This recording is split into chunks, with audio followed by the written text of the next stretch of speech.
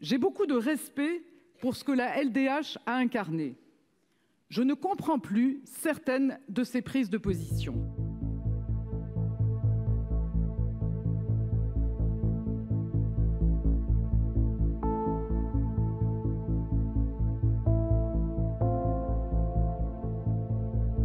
Le ministre de l'Intérieur, M. Darmanin, a menacé de manière à peine voilée la Ligue des droits de l'homme de sanctions financières. Il a déclaré, il faut être précis, « Je ne connais pas la subvention donnée par l'État, mais ça mérite d'être regardé dans le cadre des actions menées. » Je vous demande, Madame la Première ministre, d'affirmer sans ambiguïté qu'aucune menace ne pèse sur elle. Je vous demande d'affirmer devant le Sénat que vous désavouez les propos de votre ministre de l'Intérieur.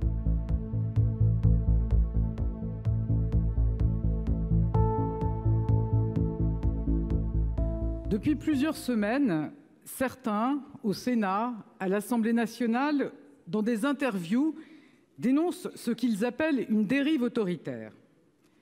C'est une accusation tout aussi grave que mensongère. Notre État de droit et notre République reposent sur des libertés fondamentales. Ces libertés, nous les défendons et nous les défendrons. Les associations de défense des libertés publiques et des droits de l'homme mènent également ce combat. Et je souhaite, comme tous les membres du gouvernement, que les associations de soutien aux droits de l'homme poursuivent leur action de vigie, d'ailleurs largement financée par l'État et les collectivités.